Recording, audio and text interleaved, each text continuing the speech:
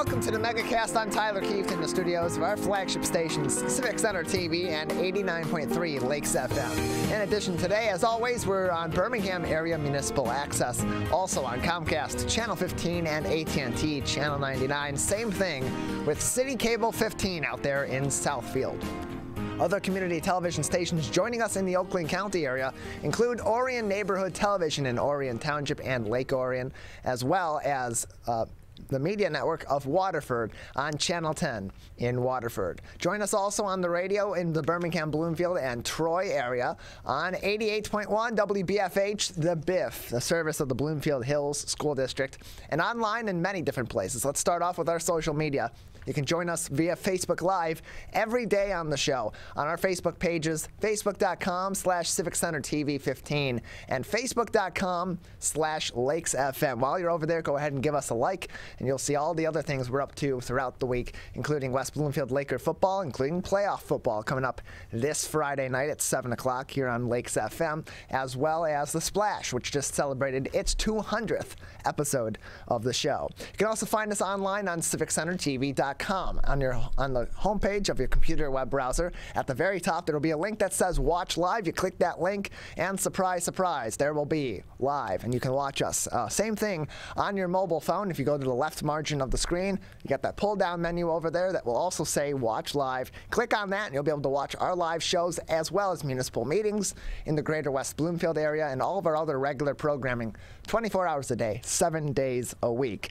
You can also join us on My Michigan TV or MyMy. Just go to mymytv.com, and there you'll find all different kinds of content from across the state of Michigan by creators right here in the Great Lakes state, all about your home state, Michigan.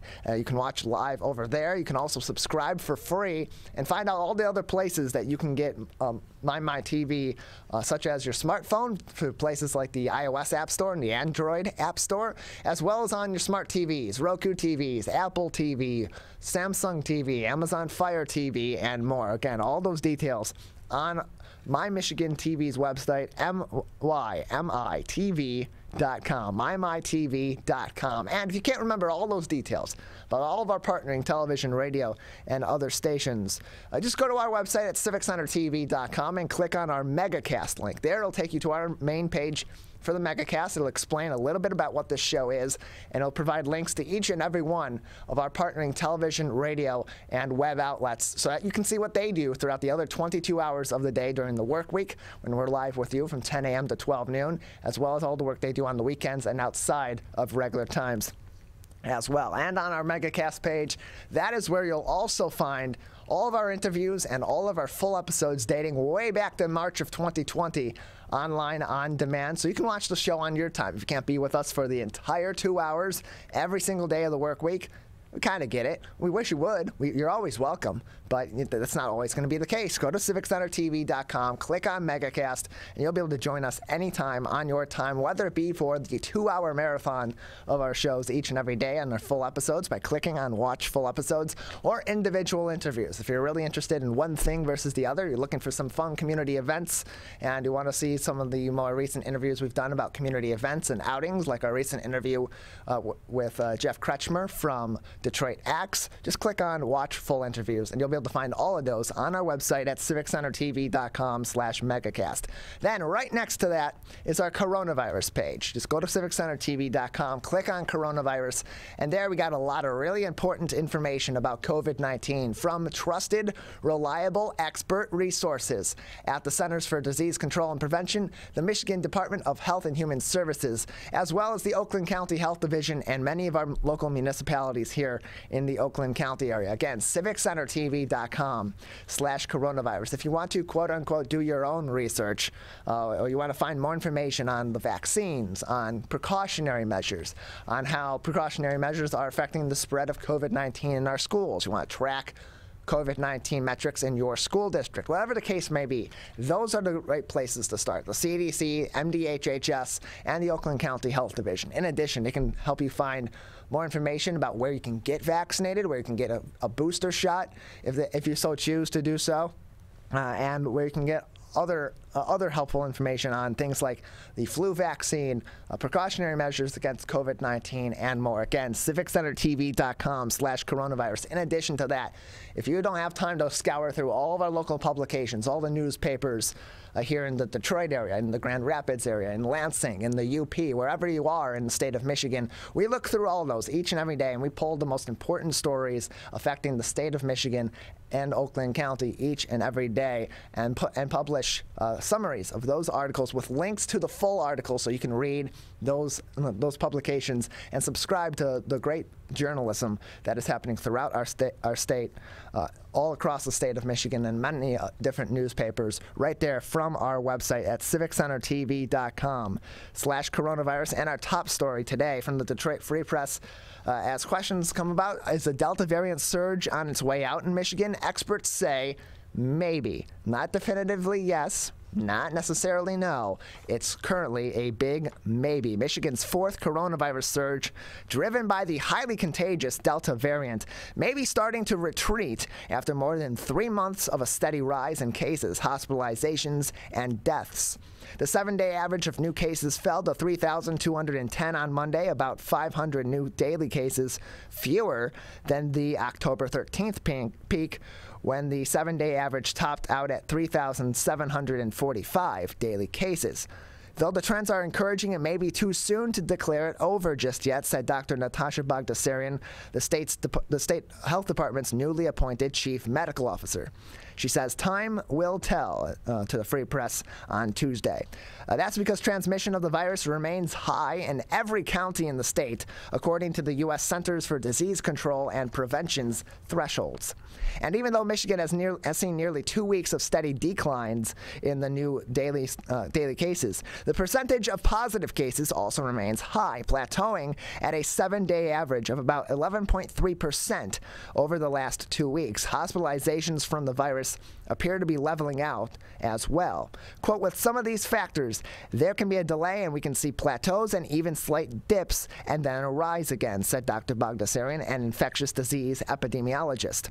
Joshua Petrie, an assistant research professor at the University of Michigan School of Public Health, also agreed. Petrie said it's possible that the worst of the Delta variant wave is behind us in Michigan, but it's also possible that it's just a lull before colder weather drives people indoors and the coming holidays spur travel and large gatherings, which could ramp up the spread of the virus yet again. He said, quote, I think it still warrants a little bit more wait and see. When you're at high case levels, even if you are declining, you are always at risk for a rebound. We could continue declining or begin to bounce back up. It's a little bit hard to predict, end close quote. The Delta variant's impact on Michigan hasn't been as severe, nor has the curve of daily cases been as steep as was in previous waves of the pandemic in March and April with the Alpha variant, also known as the B.1.1.7 strain. That's what the rate of infection was nearly twice as high as were hospitalizations from the virus. The state's fourth surge was blunted, Bagdasarian said, by a higher COVID-19 vaccination rate than during previous spikes. About 53.3% of the state's total population is fully vaccinated at this time, according to the U.S. Centers for Disease Control and Prevention. Michiganders who have some immunity from previous infection also played a role in slowing down the curve of the most recent surge, Petrie said. Since the pandemic began, 1.1 million Michiganders have had confirmed cases of the virus, the state health department reported on Monday. Quote, I think all the sources of immunity help to protect against what's going on now with the Delta variant, Petrie said, but vaccines are the easiest way to get that immunity, end closed quote. Petrie isn't convinced the Delta wave will be Michigan's last surge either. He says, quote, I wouldn't be surprised if there's another hopefully smaller surge on the road, particularly because we still only have about 50% of the population vaccinated. So there's still a lot of susceptible people out there, but hopefully we do start to get into a phase where it's kind of more manageable, maybe just seasonal epidemics, end closed quote. In the meantime, health officials recommended continuing to wear a mask indoors as well as get COVID-19 vaccines if you are eligible, says Chelsea Wuth, the spokesperson for the Michigan Department of Health and Human Services. Quote, with the recent approval of booster doses for all all vaccines, continued masking, and Michiganders continuing to get vaccinated with anticipated authorization for ages 5 to 11 receiving the Pfizer vaccine, we will continue to do everything we can to help Michiganders prevent the spread of COVID-19 and end this pandemic. That full article from the Detroit Free Press on our website at civiccentertv.com/coronavirus. Our next article, as was mentioned at the end of that previous article by the Health Department MDHHS spokesperson, COVID-19 vaccines for 825,000 Michigan children are nearing federal approval. This is from Bridge, Michigan. A federal health advisory panel voted overwhelmingly on Tuesday to recommend approval of Pfizer's COVID-19 vaccine for ages 5 to 11, a group that covers roughly 825,000 youngsters in Michigan. The Food and Drug Administration's panel guidance could lead federal health authorities to formally approve the 2-dose regimen for young children as soon as next week. With the impending emergency approval in mind, Governor Whitmer issued an executive order on Tuesday seeking to expedite shipments of the pediatric vaccine to Michigan. She said, quote, "This is an age group that deserves and should have the same opportunity to be vaccinated as every other age." And that actually was from Dr. Amanda Cohn, Chief Medical Officer of the CDC's National Center for Immunizations and Respiratory Diseases, which she told the panel at the end of their day-long meeting earlier this week. The recommendation, however, didn't come without heartburn. Several advisors said the decision was particularly difficult, even as 17 of 18 panel members recommended the vaccine's emergency authorization. The other one of those 18 abstained from the vote. There were concerns about whether schools might try to mandate vaccines and questions about the extent to which children contribute to the spread of COVID. Tens of millions of children likely have been infected already, which can contribute to herd immunity, says Dr. James Hildreth, CEO of the Meharry Medical College in Nashville. Still, he added, high-risk children should have access to the vaccine, and he later said he voted in favor of authorizing the vaccine so those higher-risk children could receive it. Others noted low risk of side effects that studies on the Pfizer vaccine's impact on children will continue. Pfizer is the first of the 3 U.S.-approved vaccines to seek federal approval for younger children, though a version of by manufacturer Moderna is on its heels. Pfizer's vaccine is more than 90% effective for this age group, according to the manufacturer. Its vaccines are already approved for those 12 years of age and older. And while children are far less likely to be hospitalized or die from the virus, they are not immune. More than 600 pediatric deaths have been reported nationally. And in Michigan, multisystem inflammatory syndrome in children, a serious condition in which a COVID infection inflames organs and tissues, has been reported in 172 children, with 122 of them admitted into the ICU, according to the latest state data. Efforts to vaccinate the state's children against COVID, however, will take a different shape than mass vaccinations for adults and other children, providers and health officials have told Bridge, Michigan. Anxious children may need more privacy than large vaccine clinics can offer to them, for example. The rollout will rely, too, on the efforts of pediatricians' offices, family doctors, and community clinics, where parents can ask questions of doctors with whom they have established a trusted relationship. It's unclear what kind of demand there will be for pediatric vaccines, complicating planning efforts as well. Many have said a sizable minority of Michigan residents have declined to take a COVID vaccine despite their general availability across the state. That full article from Bridge, Michigan on our website at civiccentertv.com/coronavirus. And lastly today, this coming out of the Michigan House of Representatives as, of course, federal protections and state protections against evictions. Of course, the previous eviction moratorium had been lifted a while ago, several weeks ago, months ago at this point. The Michigan House has approved a controversial short-term rental protection in an overnight session. House lawmakers approved legislation in a 55-48 vote early on Wednesday that would prohibit cities and townships from banning short-term rental housing in an overnight session. Last-minute changes to the bill do not appear to have wooed opponents of the measure. The controversial legislation would include short-term rentals as a valid residential use under Michigan's Zoning Act, upending zoning changes local communities have made or are considering to limit and regulate short-term rentals by deeming them commercial. Lawmakers have argued that noise and nuisance rules are enough for communities to bring problematic renters in line. House substitute adopted A House substitute adopted early Wednesday added language that seemed to attempt to compromise, allowing local governments to limit the number of short-term rentals with a common owner to no fewer than 2 and limit overall short-term rentals within the community to no less than 30% of existing residential units. The bill was also amended to create a narrow exemption for existing short-term rental overlay districts implemented by June 11th of 2019 to remain in place, a carve-out that appears to largely benefit the city of East Lansing. The legislation would allow for continued rental of private residences through such services as Airbnb and Vrbo.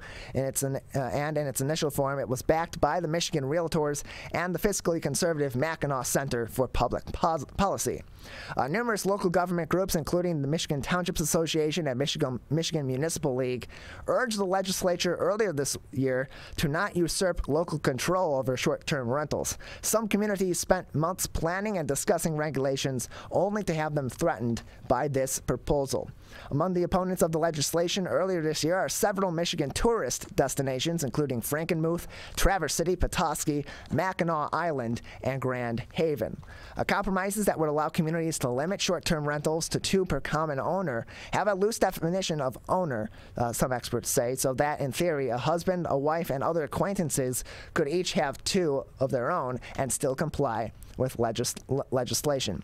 This session's focus on short-term rental issues marks at least the 3rd time since 2017 that the legislature is advancing bills that would quote-unquote ban the ban on short-term rentals. A separate Senate bill largely similar to its House counterpart moved out of Senate committee earlier this year, but has yet to be considered in a full chamber vote. All of those articles on our website, civiccentertv.com/coronavirus, where you can also find those very helpful links to the Centers for Disease Control and Prevention, the Michigan Department of Health and Human Services, and the Oakland County Health Division's COVID-19 specific web pages. We got a great show ahead of you today. A little programming note: we will be ending 5 minutes earlier than normal today. We'll be ending at 11:55 a.m. Due to Civic Center TV's broadcast of the regular West Bloomfield Township Board of Trustees budget meeting at 12 noon. But still have a great show ahead of you today. In a few minutes, I'll be speaking with the President and CEO of the Michigan Chamber of Commerce, Rich Studley. At 10:40, I'll be speaking with U.S. Representative Brenda Lawrence from Michigan's 14th Congressional District. 11 o'clock, the good Dr. Jamie Taweel will join us from Grand River Medical Associates. At 11:20, we'll talk Lions football with legendary superfan Ron Crackman Crachiola. And then at 11:40, we'll be joined by Keith Aldridge, the owner of Canterbury Village, to talk about some of their upcoming Halloween programming. All of that coming up next. You are watching and listening to the Megacast. Today, it is easier than ever to join Michigan's Organ Donor Registry and help build a bridge of hope for organ, tissue, and eye donation. Just one person can potentially save or help improve the lives of up to 75 people.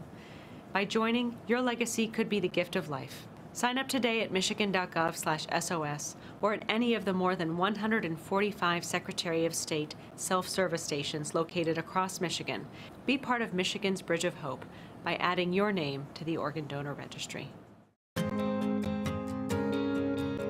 When times get dark,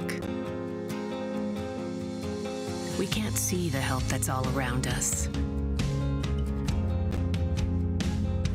When you don't know where to turn, let 211 be your guiding light.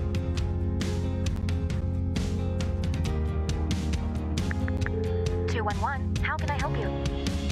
Our guides are ready to connect you with the help you need.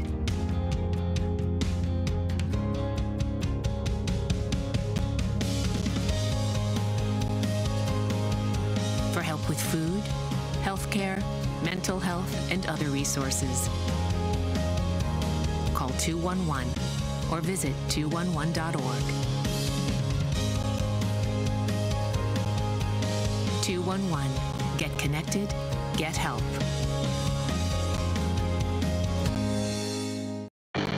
How does marijuana affect the teen brain? Our brains are still developing into our 20s. With regular use, marijuana can affect teen brain development.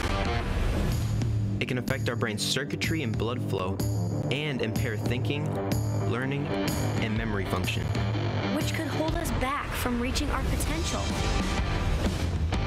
Don't let marijuana mess with your brain. Get the facts at michigan.gov/drug-free.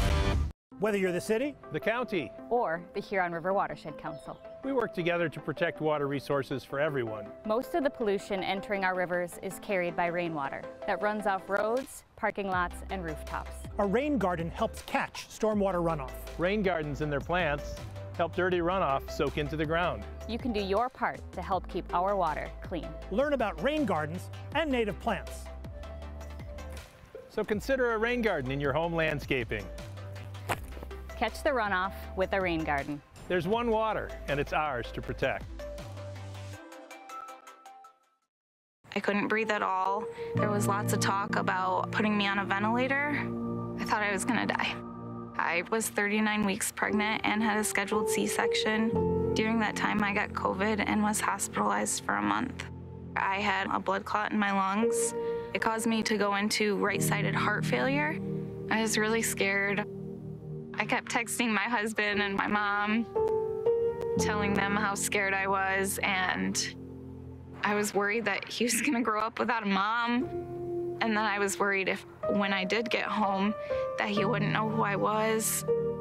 You know, being 27 and a mom and a wife and having that all almost taken away from me. It's scary, and if a vaccine can prevent that from happening, why not? Get your vaccine. I don't want this to happen to anybody else.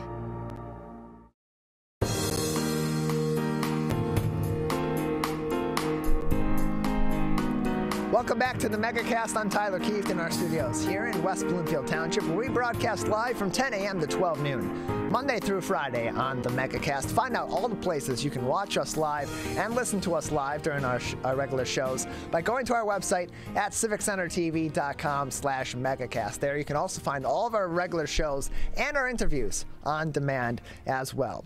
Joining us now is the CEO and the president of the Michigan Chamber of Commerce, Rich Studley, as we are preparing sooner rather than later for OSHA to enact rules and regulations regarding President Joe Biden's federal vaccine mandate for certain businesses, particularly those that have 100 or more employees and have federal contracts or work with federal contractors as well. That's going to affect many businesses here in the state of Michigan, and we're joined now by Rich Studley to talk about some of those ways that these mandates would affect those businesses and why they have and what concerns these businesses have. Rich, thanks for being with us today. Good morning, Tyler. Nice to be with you again on the Oakland County Megacast. I really appreciate the opportunity. Appreciate having you on. So a new coalition has launched with the goal of trying to get the president to reconsider these vaccine mandates. Now, on one hand, you think about a lot of the smaller businesses in the state of Michigan that really can't afford to change their regular operations. Many of those have less than 100 employees. This wouldn't necessarily affect them unless they have federal contracts or work with federal contractors on federal projects. But there are also a lot of very large businesses in the state of Michigan that would also have to, in some ways, change their business model or at least their regular operations model in order to comply with this vaccine mandate. What are some of the main concerns of this coalition that is trying to lobby the president, lobby the White House to reconsider or completely change this impending mandate? Over a month ago, President Biden announced that he had decided to establish a nationwide federal vaccine and testing mandate.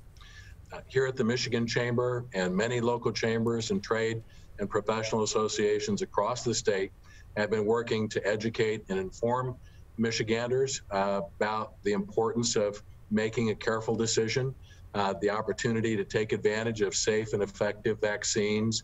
So our message is not anti-vaccine. In fact, here at the Michigan Chamber, we are pro-vaccine, but we're respectful that that's an individual decision. We're concerned about a one-size-fits-all federal mandate.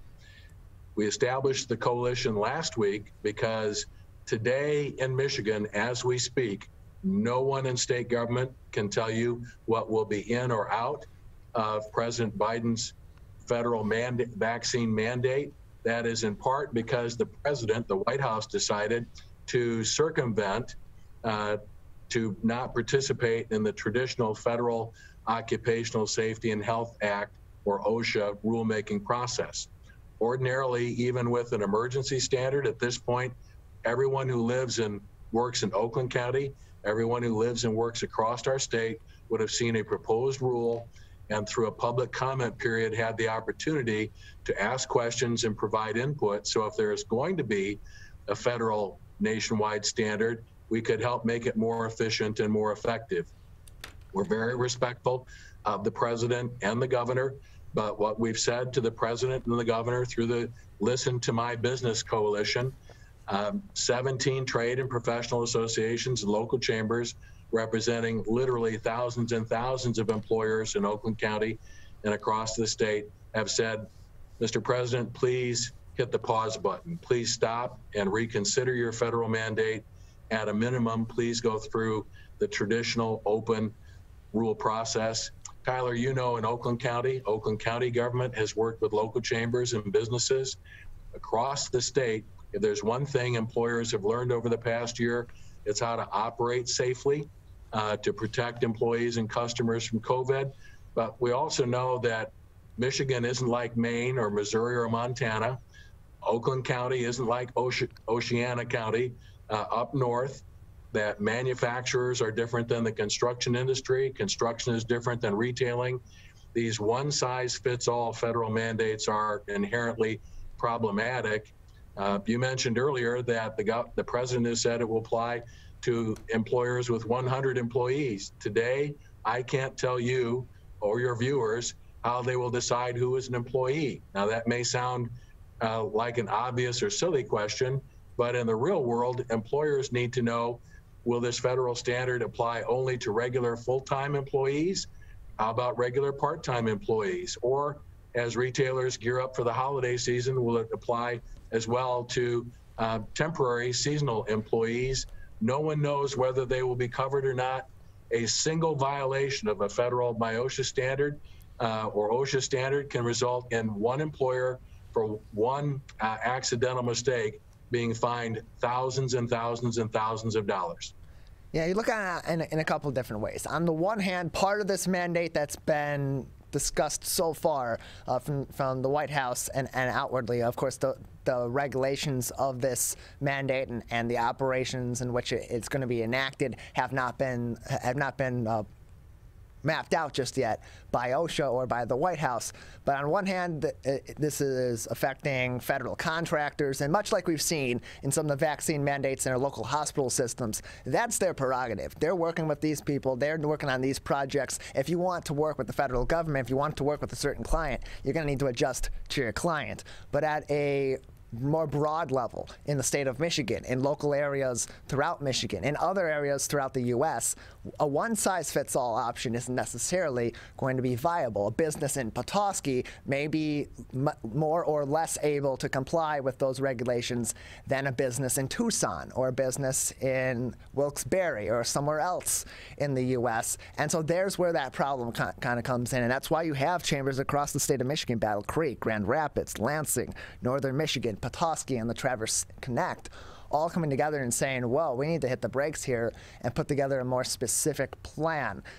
Like you said, your chamber, the Michigan Chamber of Commerce, does support vaccinations, but really wants to have that input put into this planning process. So that brings up the question of, what do Michigan businesses need in terms of that communication and planning, and what are they looking for? Should there be a vaccine mandate that is eventually enacted with specific rules? What do they need in order to be able to comply properly with those mandates, but not be at a full detriment to their business operations in doing so? Even in the same community or the same industry, employers are different. A lot of that is a function of size. Larger, more sophisticated companies are often better able to comply with federal or state mandates because they have in-house legal counsel, in-house occupational safety and health experts, in-house HR experts. But again, a lot of the concerns on the part of especially small and medium-sized businesses are practical. Am I going to be required to administer COVID tests for employees? That's a question we can't answer today. The related question is, if I'm going to be required to administer COVID tests, my guess is at the Oakland County Megacast, for example, there probably isn't anyone on staff who is a registered nurse and licensed or qualified to administer COVID vaccines. What happens if an employee takes a rapid test and tests positive for COVID? Do you have to send them home immediately? What happens if you send them home and 3 or 4 days later a follow-up test indicates that they didn't have COVID? And so how would you get COVID tests? We still have employers who really had to move heaven and earth to comply last year with state and federal requirements to make sure that they had masks and gloves and gowns if it wasn't your ordinary part of a business. This mandate is completely different for an airline or a hospital than a small business owner in the hospitality industry. At the foundation, we're saying every employee, every employer should have input, and these decisions should be made on a business-by-business basis. That's why we've established a website, listen to mibusiness.com, where people can go and listen and learn. Tyler, part of the good news I wanted to share with you is we're a state plan state. That means that Governor Whitmer and the Michigan Department of Labor will implement the federal standard. Initially, the governor was non-committal about whether state government would look at the federal standard and see that as a floor or a ceiling. Sometimes there's a tendency in Lansing for state officials to want to do a lot more than what is required by the federal government. We are thankful and express our appreciation to the governor, Susan Corbin, who directs the Labor Department, Sean Egan, who's the deputy director for MIOSHA. This week, in a big win for the coalition and businesses in Oakland County and across the state, MIOSHA indicated, our state agency said, they have no plans to go beyond the federal standard. So that just shows you the positive impact we can have when we ask good questions and work together at the state and local level to try and make sure if there is a regulation that it's fair, it's effective, it's affordable, it's responsible, and that it works. It's one thing to have a plan on paper, but if that plan on paper doesn't work in the real world, then it will create more problems than it solves. We're joined by Rich Studley. He is the president and the CEO of the Michigan Chamber of Commerce. Their coalition encouraging federal workers, including OSHA and the White House, to listen to local businesses and state businesses and chambers of commerce as they're enacting rules for an impending vaccine mandate at the federal level. Their website to learn more information about their efforts and what they're looking for is listen to mibusiness.com. Listen to mibusiness.com. And recently, Rich, Governor Whitmer reinstated the prevailing wage requirements. She directed a state agency in order to do so in coalition with union members across the state of Michigan. For those that are unfamiliar, what is this prevailing wage requirement, and how does that being reinstated, how will that affect Michigan businesses, particularly your chamber members? Michigan's Prevailing Wage Act was repealed by the legislature in response to a citizens' initiative, a petition drive that gathered more than enough signatures. When that happens, the proposal is submitted to the legislature for approval or disapproval. They have 40 days to take that action. They did. Duly elected members of the State House and Michigan Senate exercised their constitutional responsibility. When the legislature votes on a citizen's petition, the governor is not required to sign and cannot veto. That action took place 2 years before the governor took office. So our view is that her unilateral decision, her extra legal decision to reinstate or reenact a law is simply not something that any governor, Democrat or Republican, has to do. People of goodwill can agree to disagree on prevailing wage, but the way it was administered in Michigan before it was repealed was to increase the cost of state construction projects and local construction projects by state government if state funding was involved. It turned into a union wage requirement, discriminating unfairly against non-union workers and merit shop contractors. It increased the cost of construction projects anywhere from 10 to 15%. So We're urging the governor to reconsider. My guess is that there will be legal challenges both to the president's federal COVID mandate and to the governor's action, especially as we learned that what she did after the state budget was approved was to increase the cost of that state budget. The legislature is very unhappy about that. We're hopeful that the governor and lawmakers can work together to resolve it, but no governor has the authority to bypass the legislature and enact laws, especially ones that were properly repealed by duly elected lawmakers. That is a serious violation of separation of powers. It is simply an unconstitutional act. At this time, is the Michigan Chamber of Commerce on either of those issues, the federal vaccine mandate or the prevailing wage reinstatement by Governor Whitmer, any plans to initiate or join lawsuits at this time? Our first choice, whenever possible, is to resolve important public policy issues through the legislative process, to work with the administration, whether it's the White House or the governor. We're hopeful that upon reflection, the president will hit the pause button. The governor will reconsider her unilateral and extra legal action. We're not reluctant to go to court if we have to, but that is a decision we have not made. And we always view that as a last resort. But again, we have three branches of government, not just one: executive, legislative, and judicial. Going to court is always an option when there is a serious constitutional question before us. I hope it doesn't get to that, frankly. Lawsuits are difficult, time-consuming, and very expensive, and we all have better ways to spend time and money.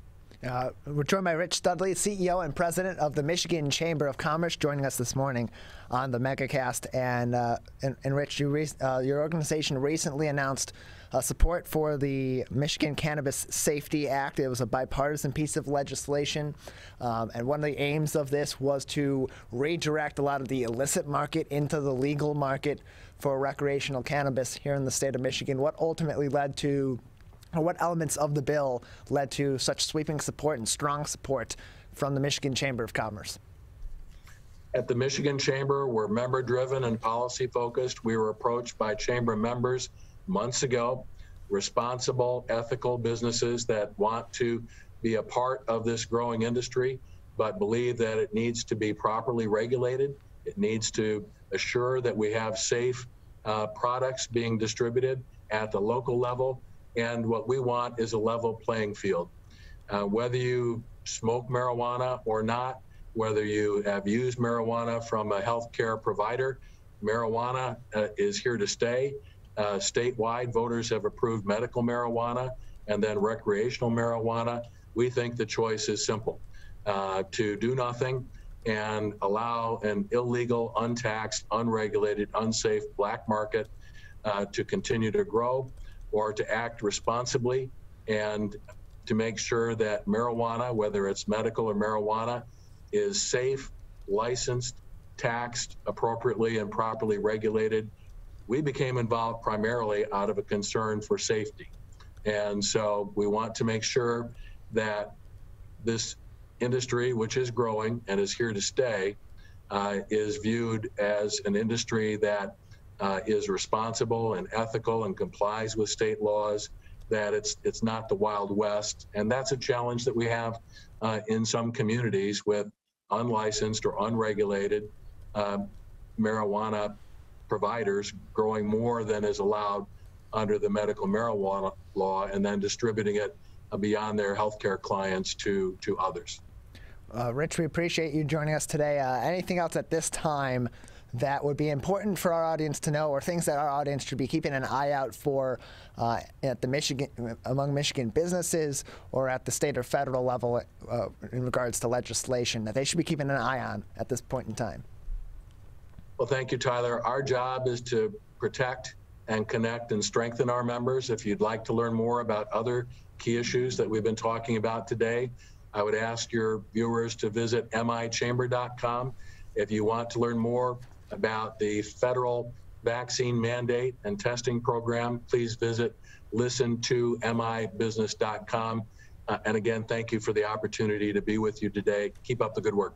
We appreciate it. Thank you, Rich Studley, the CEO and the president of the Michigan Chamber of Commerce. Again, if you want to learn more about their efforts to have Michigan businesses' voices heard in the planning and the execution of federal vaccine mandates through OSHA and through the White House, that website is listentomibusiness.com. And then, of course, you can learn more about the Chamber and everything that they're doing to support businesses across the state of Michigan by visiting their website at michamber.com. We're going to take a quick break, a little programming note. Things do come up in Washington, D.C. It's a busy legislative season, so we are not going to be able to be joined today, unfortunately, by U.S. Representative Brenda Lawrence. We will have to reschedule that interview. But that being said, we have worked very hard behind the scenes to find a quick replacement. We'll be joined once again by Dr. Amanda Salter, who will join us from the Shanbaum Eye Specialists in Berkeley to discuss eye safety as we head into the Halloween holiday. Lots of hazards in your costumes, in different Halloween activities. She'll tell us how to prevent those and what we can do if we fall victim to some of those hazards as well to protect our eyes this Halloween. That's coming up next. You're watching and listening to the Megacast. A message from the staff of Michigan's Crime Victim Compensation Program. Anyone can be a victim of crime and suffer lasting trauma, physically, emotionally, and financially. But you are not alone. If you're struggling financially due to a crime, we're here for you. Find out if you qualify for crime victim compensation. Call 877-251-7373 or visit michigan.gov/crime-victim. A message from the Michigan Department of Health and Human Services, Division of Victim Services. You see certain things get reincarnated in your children. My daughter is very much inspired by my wife's artistic pursuits. So my daughter started making necklaces. She makes what we call affirmation fashion. I tell her every day that your black is beautiful. Your black is beautiful. Your black is beautiful. And if there's anything better than being beautiful, it's being smart. And if there's anything better than being smart, it's being kind. And reaffirming that every day is our method of making sure her chin never drops. My dad wasn't around, and I remember riding a bike and falling off and cutting myself, and me never just wanting to get back on it. People ask, how your children learn how to ride a bike, and you didn't. I didn't teach them. I just created an environment where they taught themselves, and all I had to do was be there.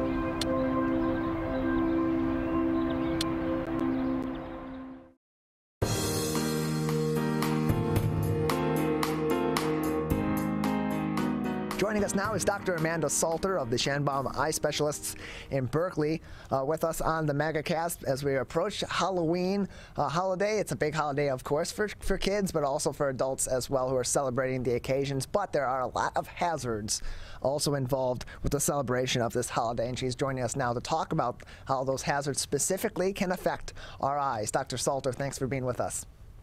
Hi, thanks for having me. Appreciate it.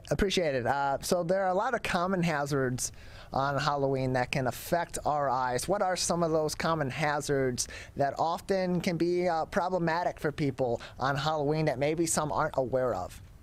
Yes, so I think one of the things that we worry about the most is counterfeit costume contact lenses. So, you know, when you're at the costume store or the party store, they may have costume contact lenses available there, but you need to avoid those, basically. Those are not FDA approved. We don't know if they're sterile. They're certainly not fitted to your eye. And all of this can present the problem of eye infections. And some of these infections can be vision threatening. And so we really want to avoid that. So that's, I would say, the most common thing that we worry about. And so if you want to wear colored or costume contact lenses, the best thing to do is see your eye doctor and get a prescription contact lens, whether it be a regular contact lens or a colored or a costume lens. That way it's fitted to your eye and you learn how to properly care for it and keep it clean. And usually for the costume contact lenses, you want to limit the wear to about 4 or 5 hours because they're not quite as breathable. And so this way you avoid overuse, which can also be harmful to your eye. So that's one thing. And another thing which I was just talking about with another mom is the accessories that some kids may have, whether it be a plastic knife or some weapon of some kind. She was mentioning her kids had a plastic axe and a plastic dagger. And so many of these are actually sharp, even though they're plastic, and that can be a harmful issue if you were to fall on your travels while you're trick-or-treating. So try to keep the accessories soft and flexible to avoid this. And then also some of the masks, they don't allow for good vision because of smaller eye holes. So don't be afraid to enlarge those so that you can see better and be safer while you're walking around. Dr. Salter, there are a number of other accessories also that go along with these costumes. People are not just wearing different outfits and wearing different accessories, hats, eyewear, mouthwear, masks, whatever the case might be. They're also putting on makeup and using other accessories as well, like false eyelashes and so on. How can those also become hazardous to our eyes if we're not extremely careful in the way that we're applying them and that we're maintaining them throughout our activities on Halloween? Yes, I'm glad you brought that up because that's a big Halloween question, and also that may just be a general question as far as eye care. So with regard to eyelash extensions, this is something that I would tell people in general, but specifically we're talking about Halloween costumes. If you're going to do extensions or if you're going to do like a magnetic false eyelash, you want to do that as limited as possible and also with a professional. So for eyelash extensions, I would say it can be done safely if you do your homework. Make sure that you find an esthetician who's qualified to do so and has a sterile and clean environment. And you want to keep in mind, looking at the glue that they use, that there aren't any harmful chemicals. Some people will use a glue that has formaldehyde. That is not good. And, you know, there also may be a concern for allergic reaction to the glue. So not a bad idea to do a test spot, like on the back of your wrist, to make sure that you aren't going to have a reaction. And keep in mind that, again, you want to find somewhere with a good reputation because they are using sharp objects close to your eye, and this could lead to eye injury. Also, people can have, as I mentioned, the allergic reaction to the glue, or you can have damage to your lashes with tugging or pulling during application, which could lead to loss of your eyelashes. Or damage to the follicle, which sometimes, rarely, but that can lead to you know, permanent loss of the lashes there. And if you don't clean your your lash extensions properly on a regular basis, then you can get infections and styes and that kind of thing. So I think, you know, limiting it and also making sure that you find someone who is approved and clean and making sure that you're keeping them clean. There are various eye cleansing products over the counter to help with this. So that's something that would be useful on a regular basis. We're joined by Dr. Please continue on. I was just going to talk a little bit more about makeup, but if you had something else, that's okay. No. Okay, so I was just going to mention that, you know, one of the things that we see a lot on Halloween and also maybe on a regular basis is more glittery eye makeup or just more eye makeup in general.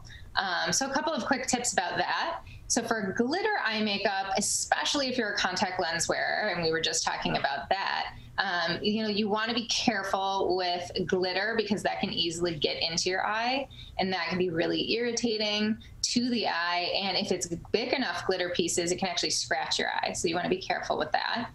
And make sure you're not drawing on the waterline that clogs the tear glands. And removing your makeup every night is a good way to prevent irritation or infection.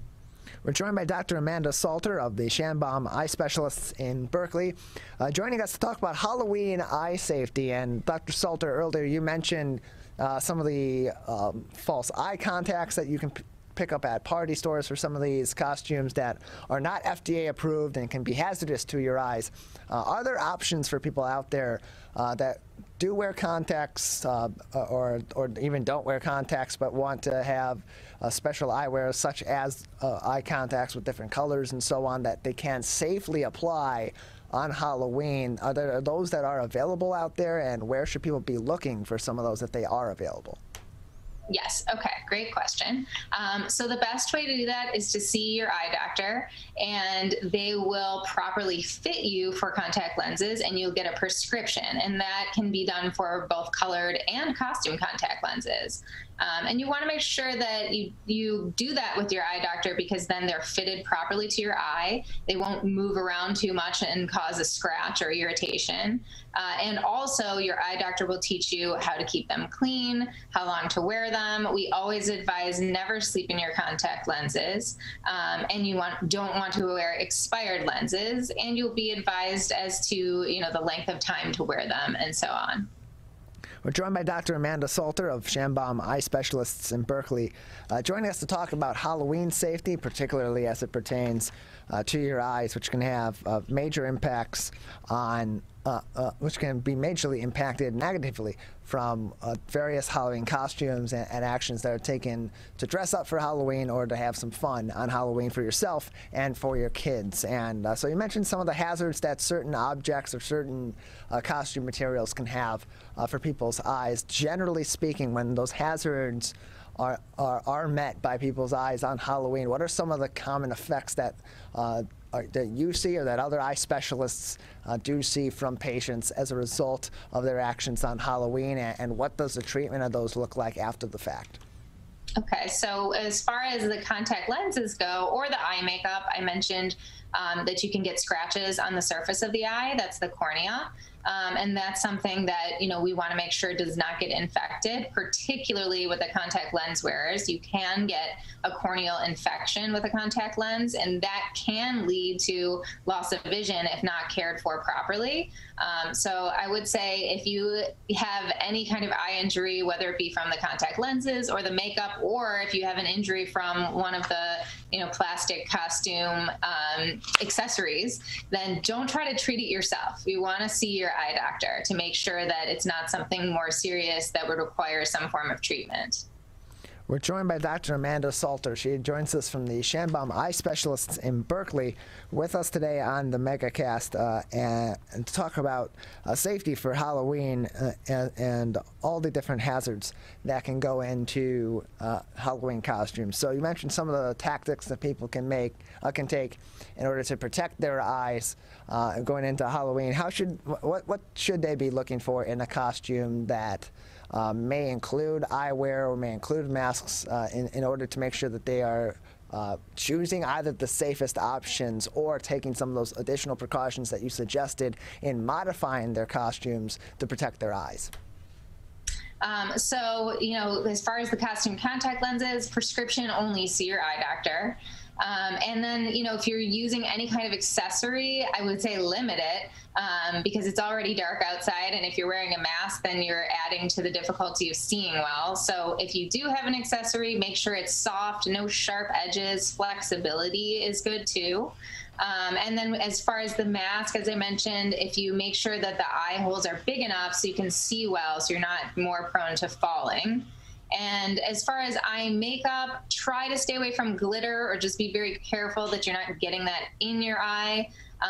If you're using eyeliner, do that outside of your lash line. Never share eye makeup. And make sure that as far as discarding eye makeup, you should do that every 3 months or so, because bacteria does build up on your makeup. So that's important to remember. And so, Doctor, if someone takes some of these precautions, or even if they don't, and they end up with maybe some of that makeup glitter in their eye or something else in their eye, or they have an incident that involves their eyes on Halloween, what are the first steps that they should take? Obviously getting some medical care, but in getting the correct medical care quickly, what should be the steps that they take in those situations, either themselves or by seeking professional help in order to help protect their eyes to the best extent possible? So I think if you feel that you've gotten a piece of glitter or anything in your eye, it's always a good idea to flush your eye out, and you can do that either with water from the sink, or they do make an eye wash that you can get over the counter at the drugstore. But you don't want to go digging around in your eye looking for that. Try to flush it out if you can, and then you want to see your eye doctor as soon as you can. And if you feel like you're having an issue with a costume contact lens, you want to take it out, that's for sure. doctor, usually your eye will tell you if it doesn't want the contact lens in there. And if you're having pain, then you want to take that out immediately. And again, don't try to treat any kind of eye injury on your own completely. It's always a good idea to see your eye doctor and make sure that you don't require any medication or other treatment. We're joined by Dr. Amanda Salter. She joins us from the Shanbaum Eye Specialists in Berkeley with us today on the Megacast. And so we've talked a lot about accessories, and we talked a lot about costume-related issues and how those can affect your eyes on Halloween. Other activities also that create a greater risk factor for eye issues as a result of Halloween celebrations. I think we've covered it extensively. I think, as far as the makeup issues with the lash extensions and makeup, that's something that I think is important for Halloween, definitely, because we're seeing much more of that. But in general, I think that those are questions that many people have as far as just good eye care, and is it safe to do eyelash extensions or, false lashes. So the biggest thing as far as lash extensions and false lashes, besides making sure that you're doing it with a reputable person and that it's clean, is making sure you are regularly cleaning your eyelids, especially if you have the lash extensions. And I would say, ask your eye doctor for a recommendation of the over-the-counter eyelid cleansers. And that's something that's important as for good eyelid hygiene in general too. But definitely when you have the false lashes, that can be a good prevention. We're joined by Dr. Amanda Salter from the Shanbaum Eye Specialists in Berkeley with us on the Megacast, talking about Halloween eye safety, things you should be keeping a lookout for and be aware of as you head into the Halloween celebration here in the next week or so. You can learn more, of course, if you are just tuning in and want to hear that advice. Go to our website later on today, civiccentertv.com/megacast, where we'll have this interview there for you on demand. And so, Dr. Salter, with the change of seasons, of course, we're into the thick of things in the fall right now, but people are still getting their homes ready for the winter, or getting their maybe they're leaving town, they're snowbirds, or they're just getting their yard, doing yard care, doing home maintenance, cleaning things out. What are some common hazards in the home outside of course, the Halloween hazards that people should be on the lookout for this fall, or things that people should be doing during the change of seasons to help protect their eyes as we go from the sunnier times of the year to the colder and the cloudier times of the year? I'm glad you asked that. So one of the main things that I would say can sometimes be worse in the winter is dry eye. And so many people are affected by dry eye. And as we head into the winter, the heat in your house is drying and the cold air outside can be drying. And so that is a time where many people will have flare up in their dry eye. And one of the things you can do is just adding a humidifier to your bedroom, because nighttime is the time when some people, their eyes may not close completely and they may wake up feeling extremely dry, or like your eyelids are stuck together. And a humidifier can be very helpful for that. Also using more of the over-the-counter artificial teardrops. And as far as, mentioning doing maybe more yard work and that kind of thing, always a good idea to wear eye protection, especially with yard work. And, when you're doing things where, like, let's say you're mowing the lawn or you're weed whacking or something, if material can fly into your eye, then it's always a good idea to wear eye protection. We're joined by Dr. Amanda Salter from the Shanbaum Eye Specialists in Berkeley on the Megacast. Dr. Salter, just another couple minutes with you before we'll say goodbye today. Any lasting advice for people heading into the Halloween season, going into the fall and the winter, or any other important information people should be keeping mindful of at this moment in time? Yes. So to kind of sum it up, if you're having an eye problem, always best to visit your eye doctor and not try to treat it by yourself. When you're looking for Halloween accessories or makeup, if you're looking for costume contact lenses, avoid anything that you can get at the party store, the drugstore, or online. You want prescription only for best safety. As far as eye makeup or extensions, again, make sure you're being clean, taking proper care. Never share any of these things things, especially contact lenses, and eye protection during any kind of outdoor yard work so that you can protect your eyes. And, you know, we're getting back into the school months, so making sure that if you feel like your kids are having an issue, they should get their eyes checked. And the last thing I'll mention that I think all of us are doing a lot of is screen time. And that's something that, again, can add to dry eye. Important to take breaks while you're on your computer. So there's something called the 20-20-20 rule. Every 20 minutes, take 20 seconds and look 20 feet into the distance. So give yourself a break. I know we're all on screen time a lot more. So that is something that's just generally helpful. Well, Doctor, we appreciate your time. Thanks for all this information that I'm sure will help a lot of people be more aware of their eye health going into the Halloween season and as we head into the winter also. Thank you so much for having me. Whether you're the city, the county, or the Huron River Watershed Council. As partners working together to protect our water resources, we agree. Pet waste is a source of harmful bacteria in the Huron River. When it's left on the ground, it can wash into the storm drains. These lead directly to our streams. No filters, no treatment. Here's one thing we know that can help keep our water clean. Pick up pet waste and trash it. Pick up pet waste and trash it. So pick up pet waste and trash it. There's one water, and it's ours to protect.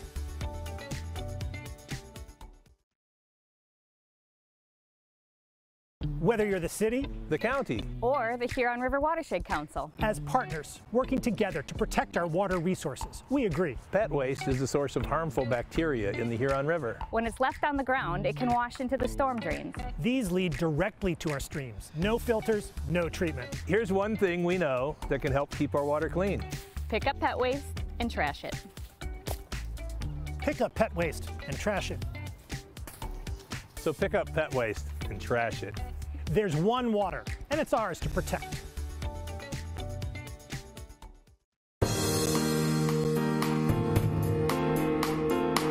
Welcome back to the Megacast. I'm Tyler Keefe alongside Calvin Brown here in our studios in West Bloomfield Township, where we're broadcasting live on your radio homes for the Megacast, 89.3 WBLD Orchard Lake and 88.1 WBFH Bloomfield Hills. Joining us now is Dr. Jamie Taweel, an internal medicine specialist from Grand River Medical Associates, to talk to us about COVID-19, the upcoming flu season, and more. Dr. Taweel, thanks for being with us today.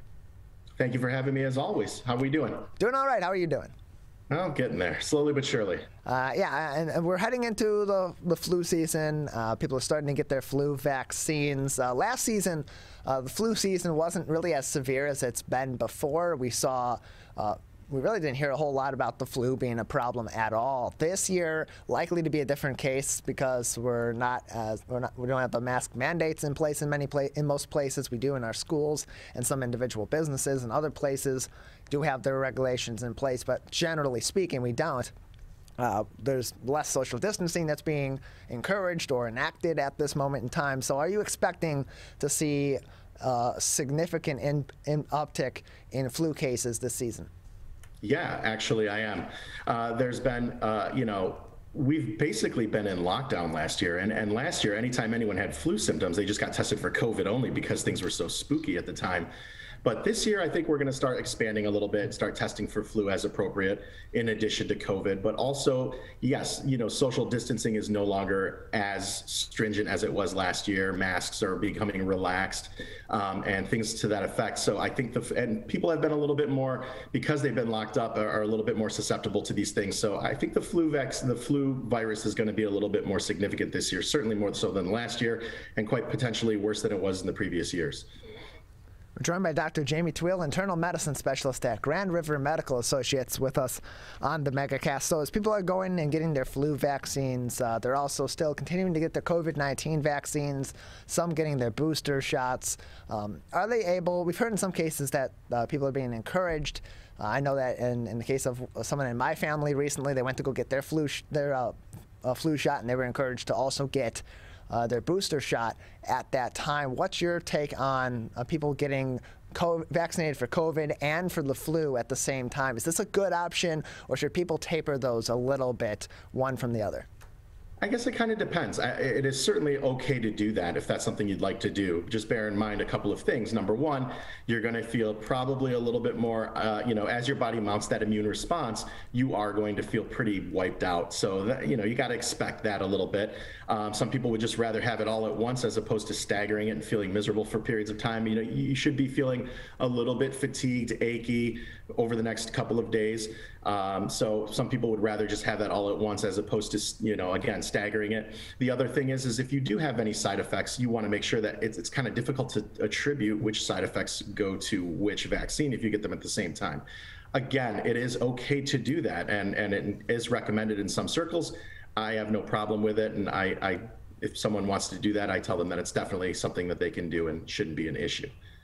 We're joined by Dr. Jamie Taweel, internal medicine specialist at Grand River Medical Associates, with us today on the Megacast, and we're getting closer to a point where we're going to be having COVID-19 vaccine available for children below the age of 12 years old. Currently, it's available for ages 12 and up if they're getting the Pfizer or BioNTech vaccine. Soon, we have both Moderna and Pfizer vaccines that are looking to have boosters available, but also the Pfizer vaccine, in a 17-0 vote, an FDA expert panel on Tuesday recommended that the COVID-19 vaccine for children's ages 5 to 11. So for parents that have children in that age group, what should they be doing in terms of preparing their kids to get vaccinated? Because this is a younger age group, and this kind of vaccine process, it's outside of their regular youth vaccinations that they get before they're going into school in some cases,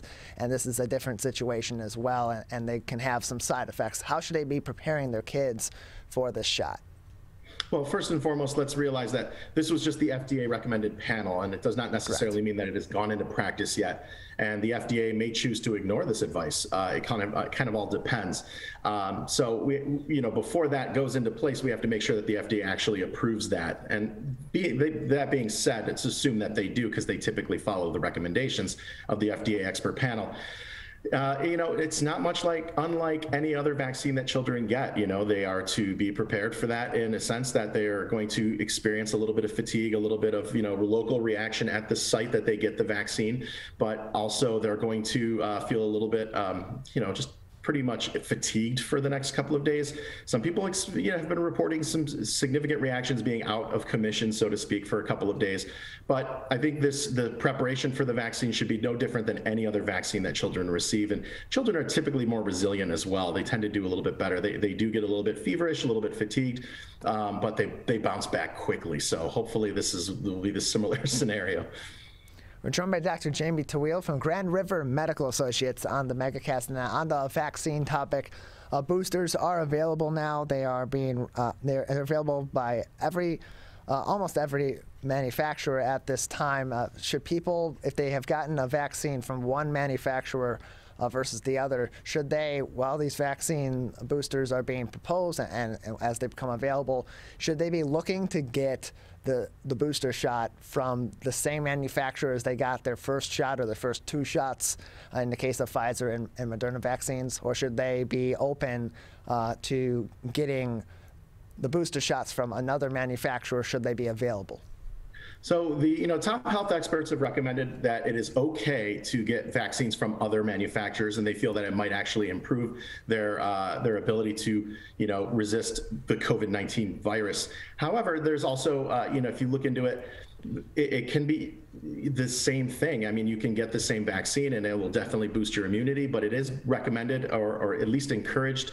At a minimum, it is allowed that you can mix and match. And so I think if I'm not incorrect, the people that received the Johnson & Johnson vaccine were encouraged to get another booster of the Johnson & Johnson vaccine because it was only one shot. But as far as getting, the Pfizer or the Moderna, those can be mixed and matched, and it should not cause any significant problems, and it has been allowed. So it's not a big issue. I received the booster vaccine. I received the same one that I got from my initial 2 doses, but that was just a matter of scheduling. It's just what was available to me, and I was not going to worry if it was the Moderna versus the Pfizer. And I think it'll all do a pretty good job.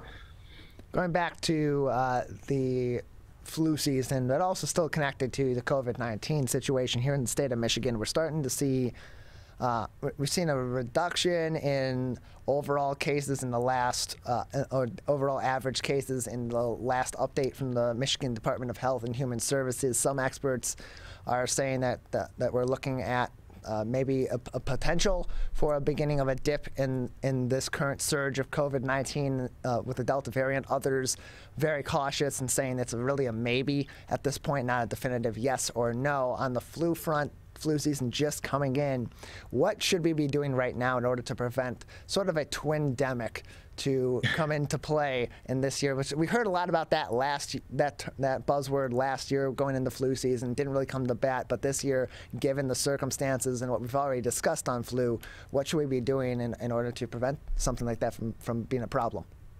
I mean, ultimately, last year it seemed to have proven that, masks, social distancing, all of those things have actually worked quite well. We had a pretty low incidence of the flu last year, and hopefully we can do that again this year. So I'm hoping that people will just continue to maintain their contact precautions. Masks are definitely not required, but certainly encouraged, specifically in bigger areas.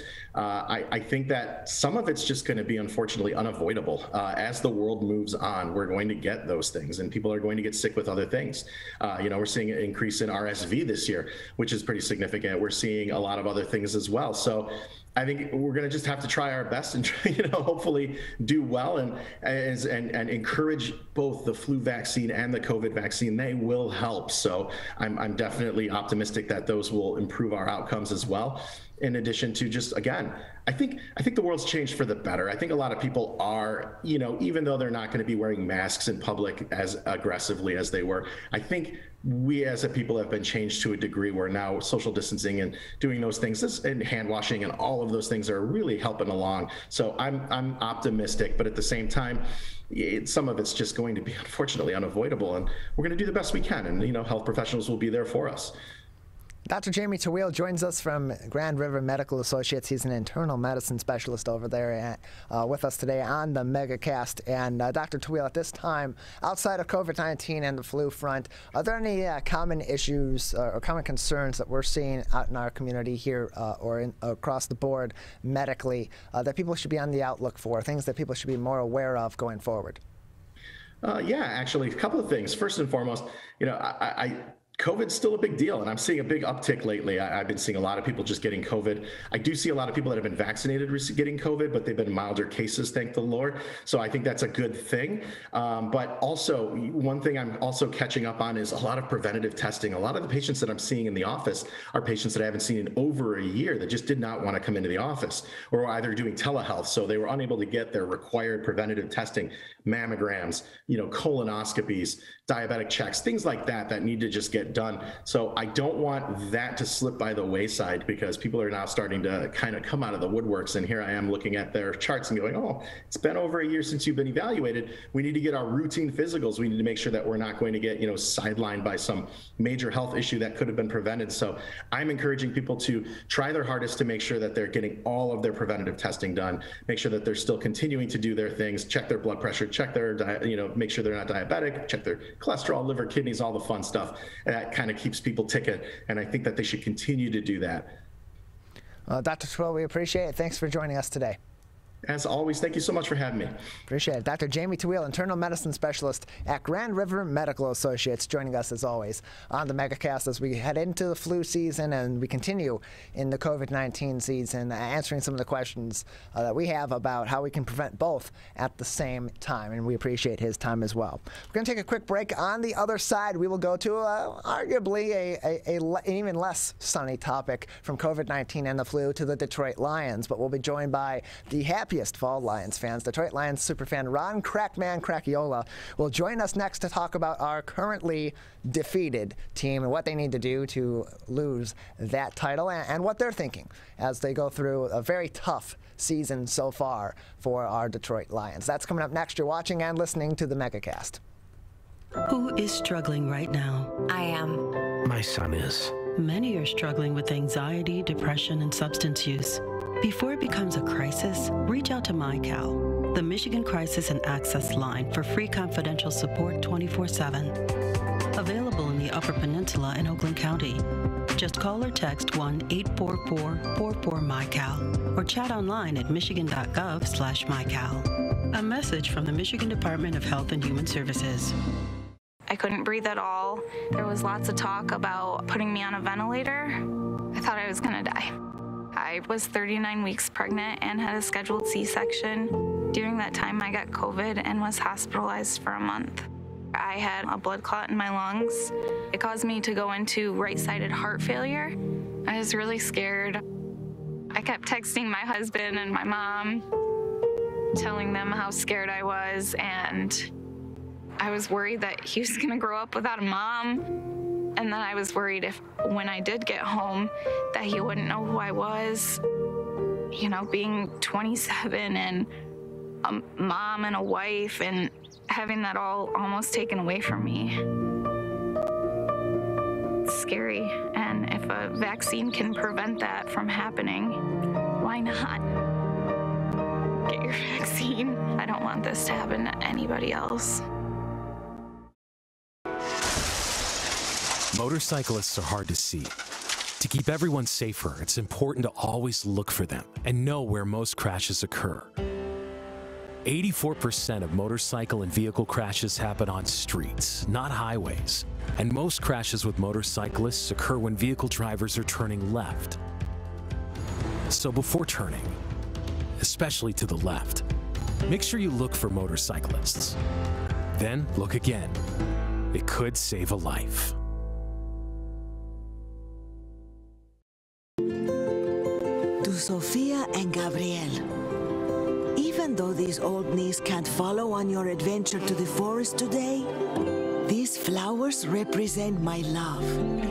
These stitches and threads join us together. And wherever you see a flower, a bird, a beautiful tree, know that my love is with you. Make the forest part of your story at a park near you. Find one at discovertheforest.org. Can I ask you a question? Why did you get your kids vaccinated? It was hard for them to social distance, to be isolated from their friends. I want them to get back to school and sports games. So as a pediatrician, I recommend the vaccine to everyone I know. The boys lost a former teammate and classmate who was only 20 years old. It's been a devastating year. We want to get back to normalcy. Our daughter is really looking forward to being with her friends, being a kid. It's the Great Lakes water, and so what people do ends up in our waterways. Flushable wipes are just evil. They should be thrown away. They're impossible to destroy, and they can cause significant problems. One of the main things when you're cooking is to not dump fats, oils, and greases down your drains. They stick to the sides of pipes. They stick to everything they come in contact with. Don't put it down the sink. There's one water, and it's ours to protect.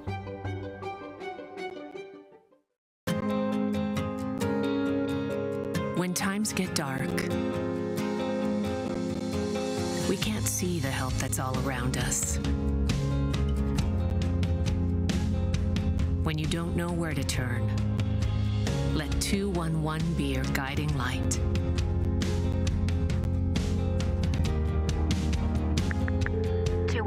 How can I help you? Our guides are ready to connect you with the help you need.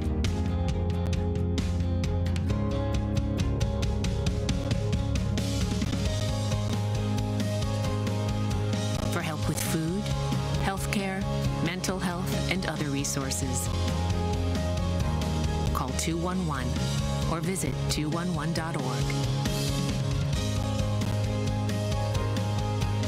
211.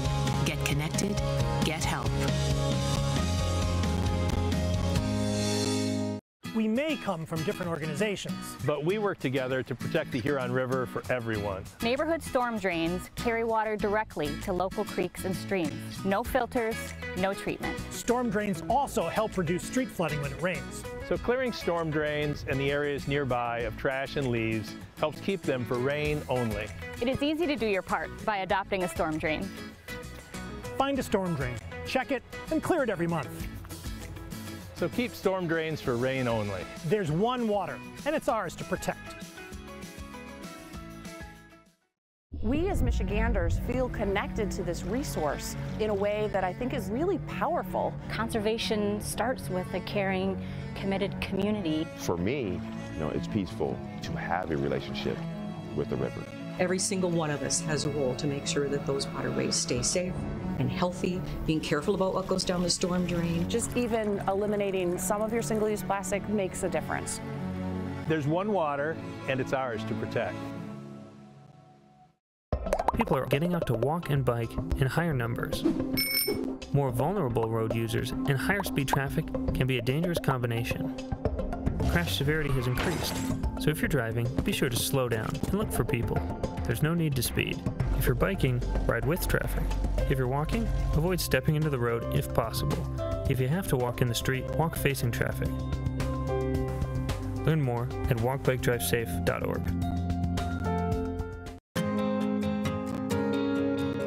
When times get dark, we can't see the help that's all around us. When you don't know where to turn, let 211 be your guiding light.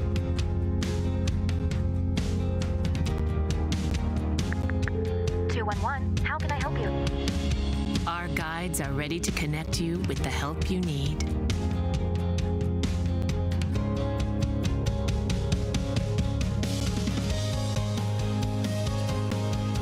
For help with food, healthcare, mental health, and other resources, call 211 or visit 211.org. 211. Get connected, get help.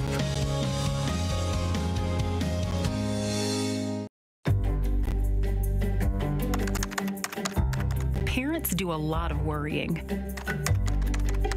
Get your kids caught up on childhood vaccines to protect them from these 14 preventable diseases, and you'll have 14 fewer things to worry about. Vaccines are safe and effective and save lives. So let's get caught up on vaccines and worry about something else. Get the facts at ivaccinate.org. We may come from different organizations, but we work together to protect the Huron River for everyone. Most of the pollution that goes into our rivers is carried by rainwater that flows off of roads, parking lots, and rooftops. The leaves and bark of a single tree can retain a surprising amount of rainwater. Depending on its size and species, it could be 100 gallons or more. It is estimated that an urban forest can reduce annual runoff by up to 7%. Here's one thing that we know can help keep our water clean. Plant a tree. Plant a tree. Plant a tree. There's one water, and it's ours to protect.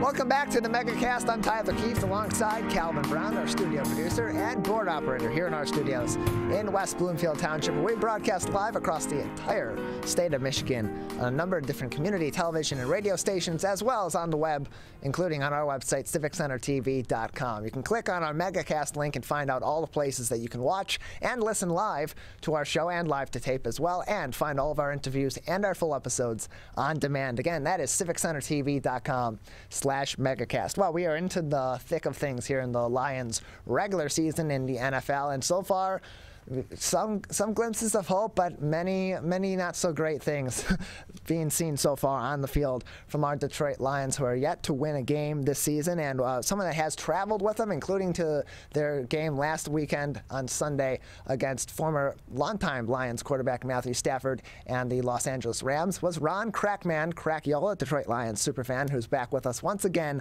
on the Megacast. Crackman, thanks for being with us. Hey, you're welcome. Appreciate having you on. So you made the trip to LA. How was that experience for you and for the other fans, traveling out there, not only to go to their new stadium out there in Los Angeles, but also to travel with this Lions team and see one of our favorites from the past many years here in Matthew Stafford? Well, it was a great experience. I'm not a big. I tell you, I think I call that that's Disneyland out there for a fact, because that's like La La Land out there in LA. Traffic's just unbelievable. The airport's packed. But it was a great time. We had a lot of Lions fans with us. We really travel well. Detroit should be very proud of all the fans that were in that stadium. And I know Matthew Stafford mentioned that too, that he really enjoys seeing all the Lions followers and the people that support him. I ran into his wife, Kelly. She seen me outside the stadium, and we talked, and great lady. But it was quite a good time, a lot of fun.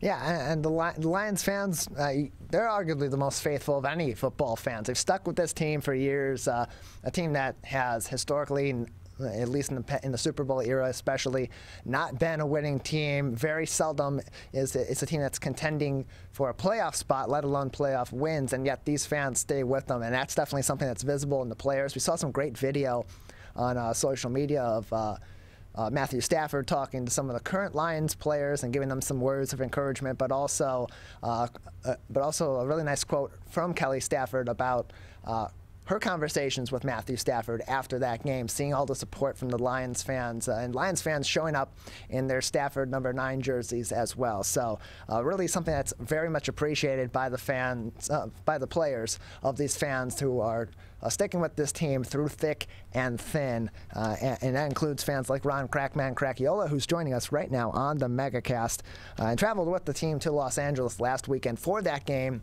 a very close game against the Los Angeles Rams. And so, Crackman, you travel with the team, you go to many of these games that are on the road each year. What is your favorite location across the NFL that you've been to so far with your favorite Detroit Lions? That's a place that you enjoy, or your favorite places across the league? Well, my favorite place is Ford Field, back home. Probably one of my favorite spots in the NFL I've been to, though, on the road, is Nashville. I think it's with the Music City. You know, like a lot of them like LA. You know, it's a beautiful stadium. But when you get out of the game, there's nothing around there but traffic. You know, you go to Nashville, you got downtown Nashville, you know, there's the restaurants, the bars. But all around the league, Denver's a great spot. Of course, New Orleans, Tampa Bay. I mean, I've been coming up here in a few weeks. I'm heading to Pittsburgh and then also Cleveland, which I've had a lot of fun in the past on the road. I got a lot of friends out there. But, you know, it's just being with the fans and even the opposing fans. It's amazing how many people follow us around, like myself. When I was in LA, we was in a party store Saturday night at 1:30 in the morning buying some beer for our tailgate and some Fireball and a little vodka. But this one fella, 1:30 in the morning, Southwest LA, right? Mm-hmm. Like, we're in a bad area, and all of a sudden this little guy comes in the party store and he's like, Crackman, I can't believe it. I run into you in the party store in L.A. I need your picture. I say, hey, no problem. You know, holy Christ, this guy must be a mayor, run for mayor or something. But, you know, the fans that follow me around and a lot of fellow Lions fans, it's just so heartwarming. It's beautiful. Yeah, I've got a great fan base that really enjoys spending time with each other and is so hopeful for the future with this Lions team, which is something that's tough to do when you are a team that has yet to win a game in the regular season. And I'm sure it's especially tough for the players. And being that you are someone that is so well appreciated by the players and by the organization as one of the many great superfans for the Detroit Lions franchise, from what you've seen on the field and from any discussions you may have had with people that have come up to you at the stadium or players and discussions that you've had with the organization, where are they at right now in terms of this season? Are their spirits still high despite losing so many games consecutively, especially those heartbreakers like we saw against Minnesota a few weeks ago? You know, that's where our new coach, Dan Campbell, comes in there. He keeps these players focused, even though we have so many on the IR. You know, we're playing with a lot of young guys. The second strings are stepping up. But each week they are ready and prepared to play football. I mean, last week they threw out all stops. You know, his goal was I seen his coaching plan was to keep Stafford off the field. And with the non-side kicks, the fake field goals, the fake punts, everything they were doing, and it was working. hey, we was ahead in the fourth quarter. How many people would have said that? And if one pass, play here, play there, we win that game. And I ain't going to put all the blame on Goff. I think it's the players. They're young yet, and there's some blocking schemes in there, but they're busting their rear ends out there, and they're behind our coach. And it's just great to see when they come out, the spirit they have and the heart. Yeah, it's great to see that they have some direction, too.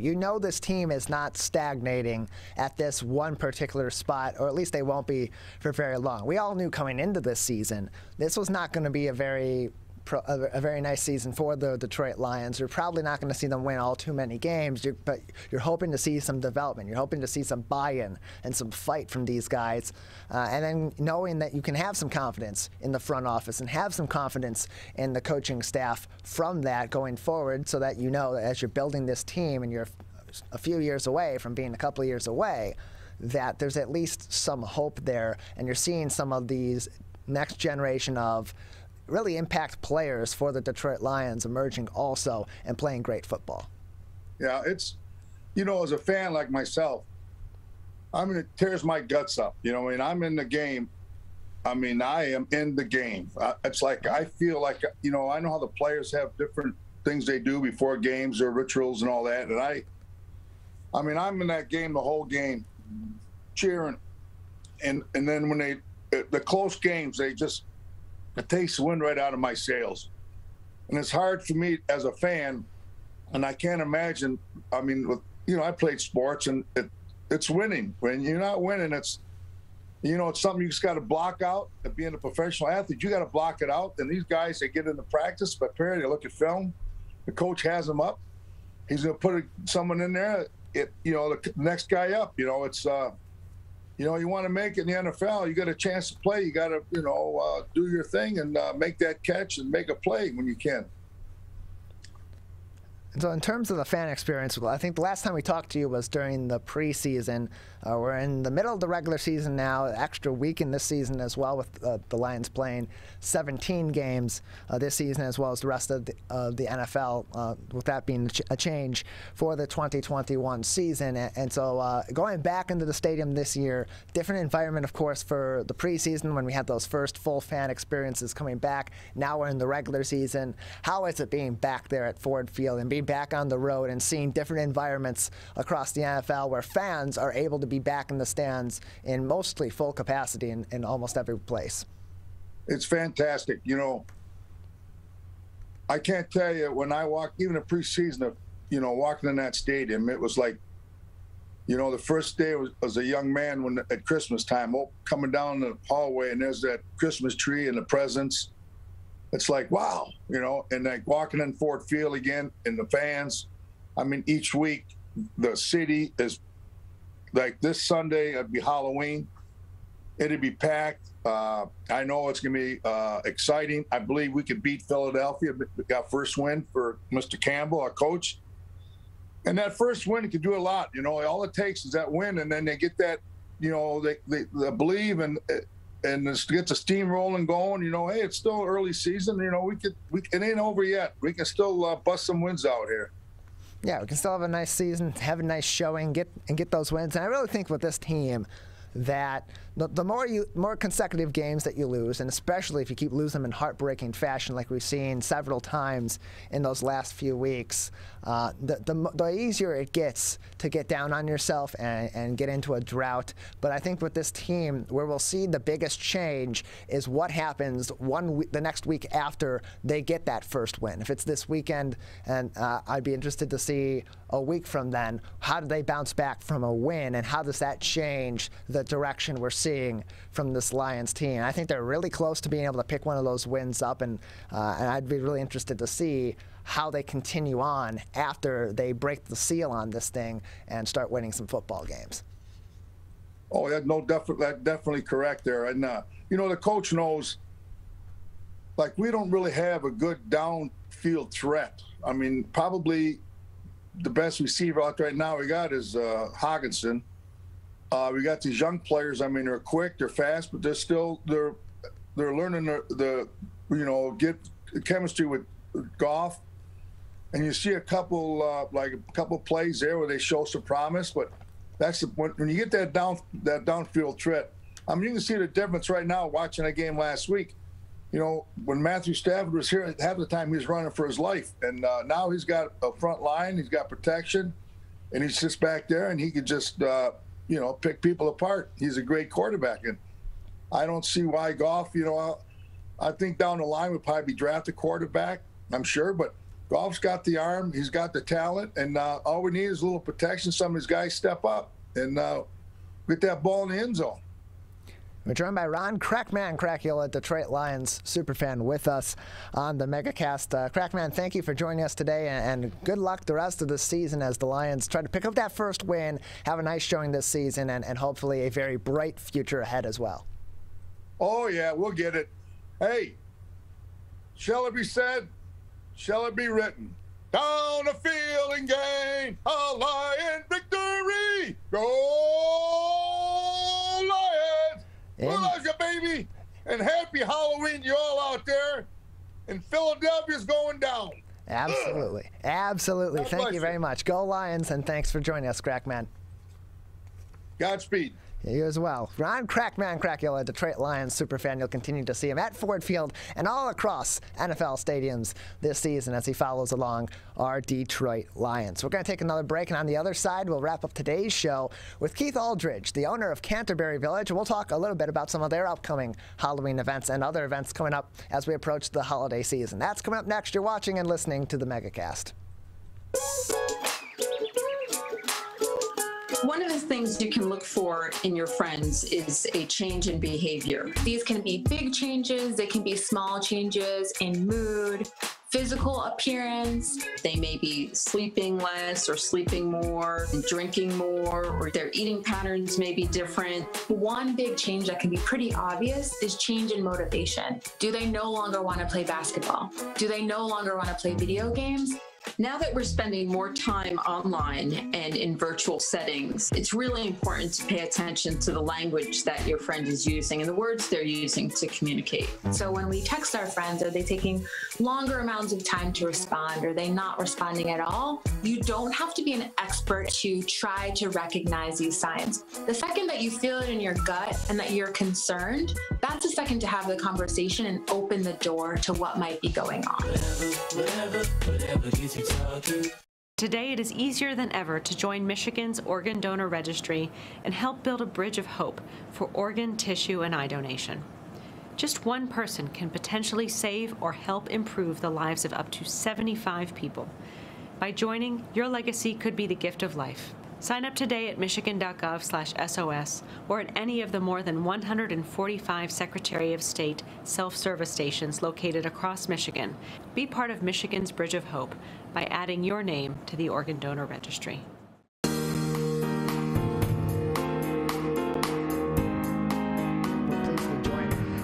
Aldridge, the owner of Canterbury Village, where they have some Halloween festivities going on this week as well. Keith, thanks for being back with us. Oh, no problem. Thanks for having me again. So you got a couple of things coming up there. You got the Halloween stroll, and then you have Fright Village. Let's start with Fright Village. This is 4 different haunted attractions, all in one. It's an entire it's an entire own separate event, but it's got different attractions in it. Tell us a little bit about Fright Village and what people can expect when they venture through this very frightening stroll. So for all those that know Canterbury Village, the building at the north end of the property is a giant castle. So we converted our castle into 3 different inside haunts, and then in the back of our property, we have our 4th outdoor haunt. All 4 attractions are really well done, and we're getting very good reviews online, and it's a good date night because we have bonfire pits out on the Seat Club patio. We have a Fright a bar, kind of an adult bar up in the front for dancing and disco.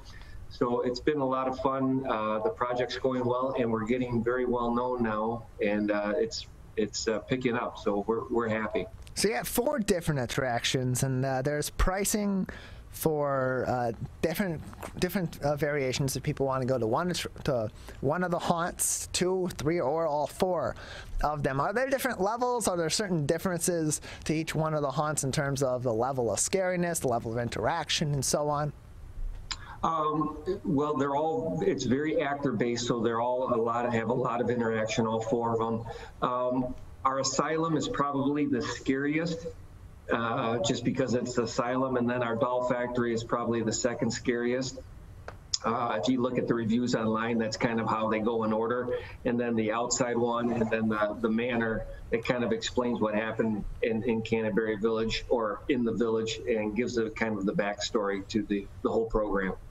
So what kind of preparation goes into Fright Village? Because there's 4 different haunts, it is as you said, heavily actor involved. How long has this been in preparation and these actors been in rehearsal for this particular attraction? Well, it's been in my mind for a couple years now, and obviously getting shut down in the banquet business, it kind of sped up my process to convert our banquet facility / castle into a haunted house.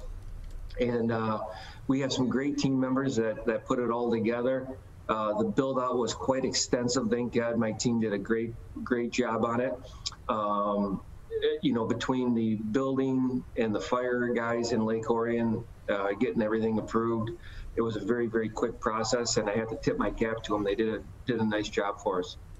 We're joined by Keith Aldridge. He is the owner of Canterbury Village, located out there in Orion Township, with us on the Megacast, talking about Fright Village and the Halloween Stroll, two different attractions out there at Canterbury Village running this Halloween season and this week of Halloween. So now we talked about the Fright Village. Tell us a little bit about the Halloween Stroll. Any similarities to Fright Village, or is this a different attraction that may attract different people?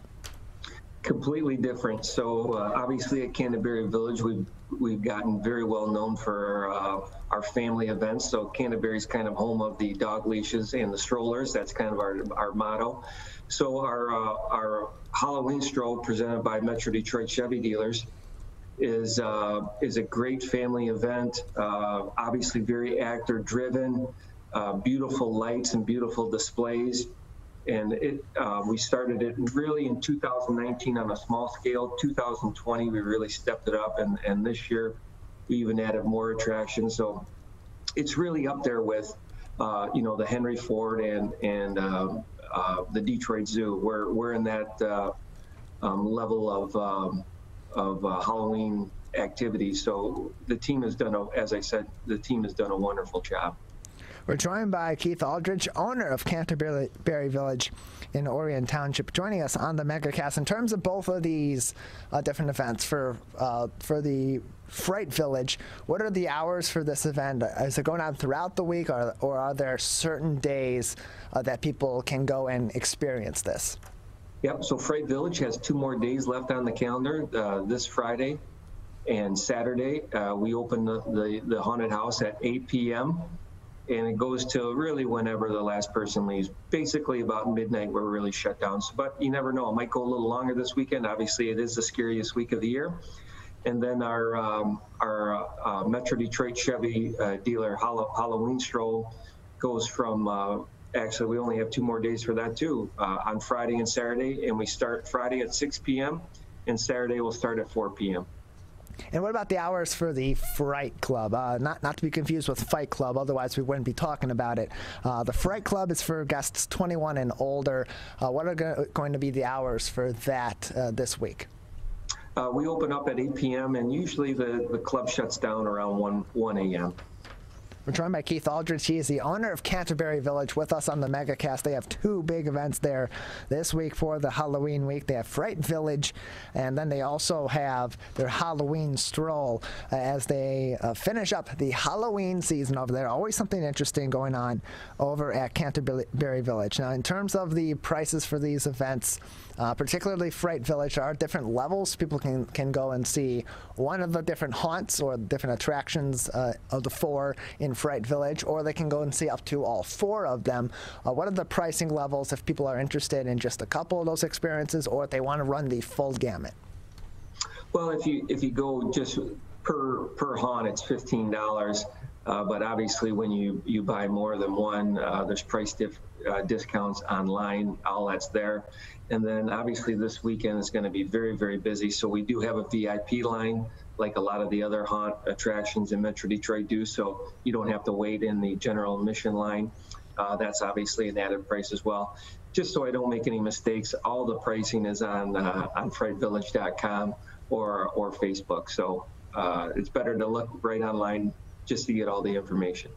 We're joined by Keith Aldridge, owner of Canterbury Village, located out there in Orion Township. They have two big events this week. Fright Village, with 4 different haunted attractions within itself, and then their Halloween stroll as well. And what's great about the Halloween stroll is that they're also this event also is going to be helping some charitable initiatives in our community as well. So when people experience this fun Halloween event, it's also going toward some good causes as well. Care to tell us a little bit about what some of those charitable initiatives are that are being supported in part by this event? Well, correct. We had 2 different charity components with our Metro Detroit Chevy dealers Halloween stroll. One, we opened a new food bank pantry on our campus along with Woodside Bible Church. So this food drive is all about cereal. There's a real need for cereal in our community. Obviously canned goods we have plenty of, which is great. I tip my cap to all the Orion and all of our customers who've been donating. So thank you very much.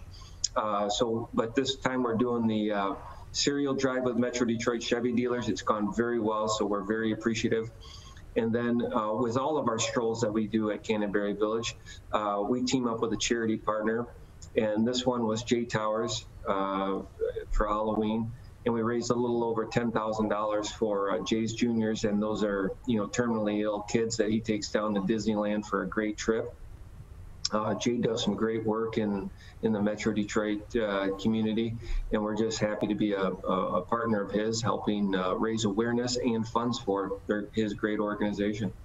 We're joined by Keith Aldridge. He is the owner of Canterbury Village, located out there in Orion Township. Learn more about all of their programs and everything else going on over there, as well as some of their charitable contributions, by going to CanterburyVillage.com. And if you want to learn more about all the events happening at Canterbury Village, both for this Halloween season, but also throughout the rest of the fall and into the winter, you can visit their website, CanterburyVillageEvents.com. So Keith, beyond the Halloween season, what are some other interesting events that are coming up in the next couple of months, in November especially, as we head out of October at the end of this weekend? What can people be looking forward coming up to in the next few weeks, next couple of months over at Canterbury Village? Well, as you said, as Halloween winds down here the last week, and then we get into holiday shopping, obviously Canterbury Village is built on local store owners. So come on out, support our local shop owners. Obviously, Amazon is big enough, so help out our local guys. We really would appreciate that. So we have our Canterbury outdoor markets and indoor markets during November. And then we have our tree lighting on November 20th, which is a great event. And, last year our 45-foot tree was really a showstopper for people. And this year we have some additions to it. We're actually going to make it a smart tree, so the lights aren't stagnant. The tree will actually be dancing and doing all kinds of cool things. So we just invested in that. So I'm actually really looking forward to how the tree looks this year. Right now we have skeletons on it, which is pretty creepy and cool. And then obviously we go into our Metro Detroit Chevy dealer holiday stroll, which is a great event. We make the village very interactive with actors and lights, and we do some really cool stuff. I have some really cool attractions this year. We actually just got our 40-foot giant blow-up Santa in last week, and that's going to be a really cool attraction for the little guys. We're joined by Keith Aldridge, owner of Canterbury Village, located out there in Orion Township. You can learn more information about everything they have going on, as well as their events, by going to their website at CanterburyVillage.com. Keith, just another couple minutes with you today before we'll say goodbye. Anything else that would be important or interesting for people to know about either the Village Stroll or the Halloween Stroll or Fright Village, or anything else coming up over at Canterbury Village?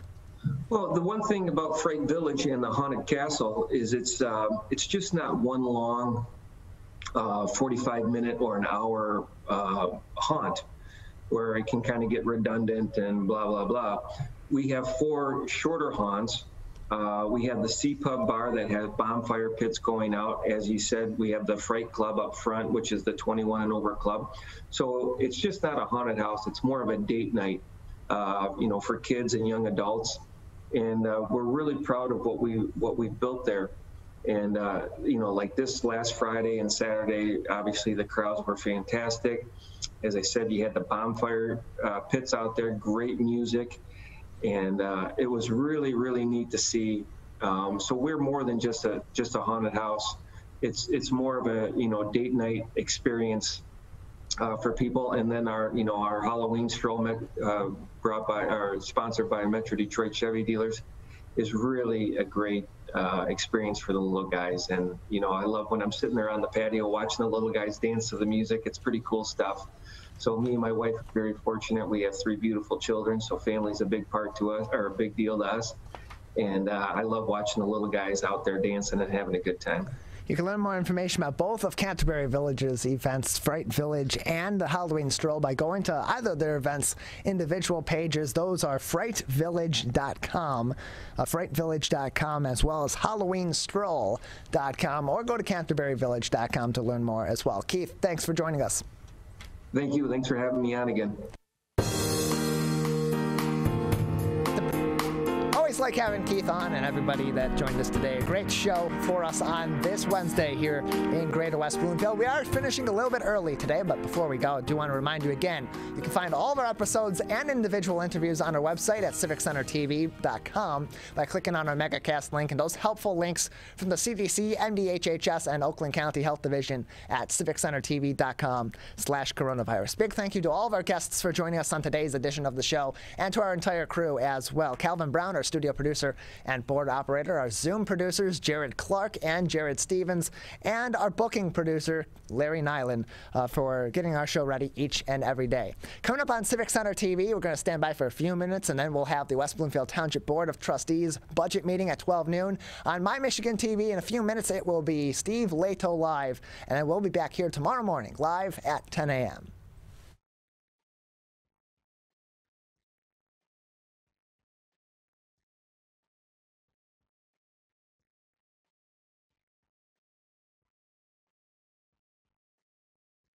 Keeping Greater West Bloomfield connected during the coronavirus pandemic. 89.3 WBLD, Orchard Lake, West Bloomfield. Keego Harbor, Sylvan Lake. 89.3 Lakes FM.